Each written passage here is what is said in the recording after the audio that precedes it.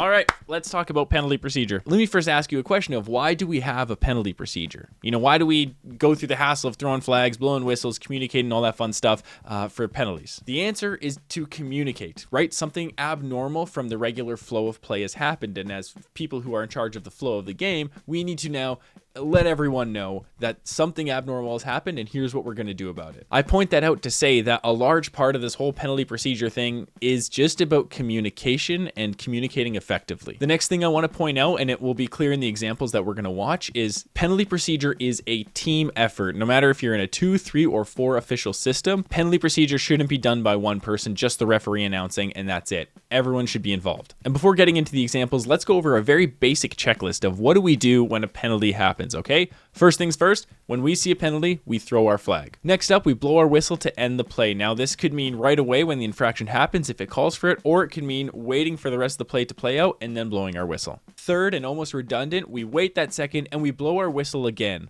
We get everyone's attention. We go, tweet, tweet, tweet. Hold on. I have something to say. Something abnormal has happened. I'm going to communicate that with folks. So there's the whistle to end the play, and then there's a pause, and then there's a few more whistles to say, hey, something else has happened. I need to get everyone's attention here.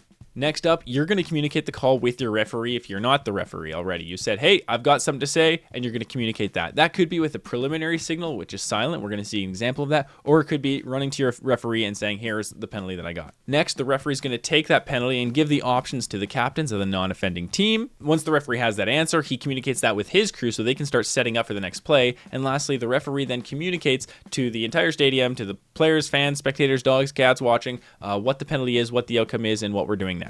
All right, that's enough rambling. We have our checklist. Let's take a look at some examples from the international level. All right, let's begin. The offense is going right to left, offense in red, defense in this green color here. We actually have 5 officials on this, but we'll only pay attention to 4. There's a referee just off camera here, down judge, side judge, field judge right here, and then there's a back judge way back there, but that's not really the point. We're going to play it once through, and we're going to talk about it.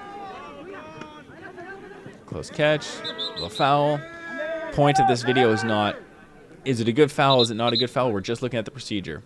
A referee comes in, gets communicated, right? And then we have announcement coming in.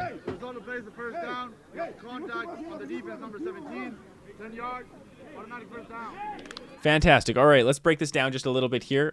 We're going to take the play halfway through here, and then I'll just pause and play as we go forward here. Let's see if they're following that checklist. All right, so we have our whistle blown and flag thrown kind of at the same time because the flag kind of caused the play to be dead. And remember at the beginning when I said that penalty procedure is a team effort, this is a very good example of that. So one thing I want you to know is that we have our field judge here holding the spot. They said, I've got the spot in case there's a decline, or he doesn't know what the penalty is really for sure, right? He doesn't know if it's offense, defense. There could be a decline. So holding this spot is very important. So he's doing his job here.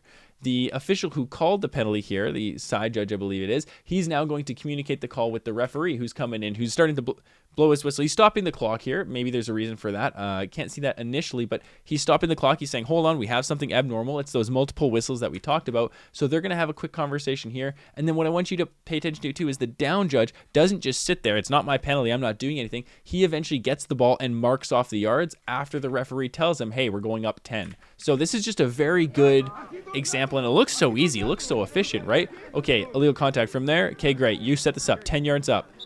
Referee has time to make the announcement. He doesn't have to set the ball. Now, I know in the Canadian game we have bags. Similar thing, though. Your other officials set the bags while the referee announces. This is just a very good example, pretty clean example of penalty procedure. Now let's look at some more examples that add some new elements. Sometimes in games, the penalties are very easy and very obvious that they don't need the whole rigmarole to go down. You can do things a lot quicker, and this is a good example. Now, this is a false start call, which currently isn't in the Football Canada rulebook, but what we're going to see is the down judge make an official and the referee kind of receive that signal. It goes a bit off camera, but again, we're just watching the penalty procedure is the most important part here.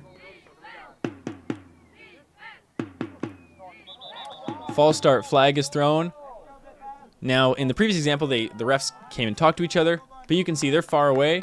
He's just getting confirmation, and he's calling the false start. So this is a good indication of the penalty is very obvious to everyone in the field. The referee, you can kind of see, just double checks and kind of looks and says, like, what number is it? Is it this guy here? Is it number 6 or whatever number he is?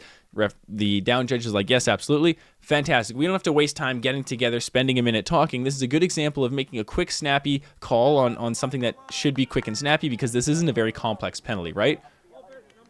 We have a very good announcement, standing still. Let's look at one more example. Now, this next example is potentially controversial, but in flag football, the field is small. If you see a penalty, throw your flag, right? You do have your priority zone that you should be looking at. For example, the referee should be looking at the quarterback and all things behind the line. Your field judge should be looking, receivers mid to deep kind of thing. But there are situations where you may have to switch your gaze and look in someone else's zone. Now, if you do that and you see an infraction, in my opinion, you should throw your flag. My only rule to that is, if you throw your flag in someone else's zone, the first thing you should do is talk to that official, because they would have probably had the best eyes or the closest eyes, doesn't mean necessarily the best. Then you can potentially confirm if it was a penalty. Here's what I saw. Did you have that angle as well? And this is a good example of that. So we're going to see the play come towards us here on the camera side.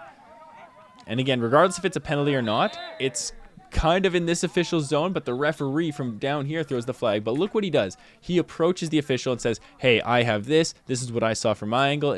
Are you okay with that? That was in your zone. The official says, yes, absolutely. So we're going back. It's on the offense there. So in my opinion, you can throw a flag in someone else's zone if it warrants it.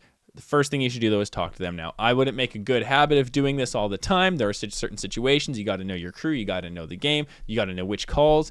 So this isn't a blanket statement. There's a lot of variables in there. But if this happens in this case, I really like the way this referee approached it. Talk to the official whose zone you threw your flag in. Thanks again for watching this video. Now, again, there is more nuance. There are more complicated scenarios that could happen, but for the sake of brevity and time, I'm just trying to keep these videos for a quick, easy, blanket cover, 85% of situation type videos. So anyways, hope you enjoy it, and stay tuned for some more ref ready videos.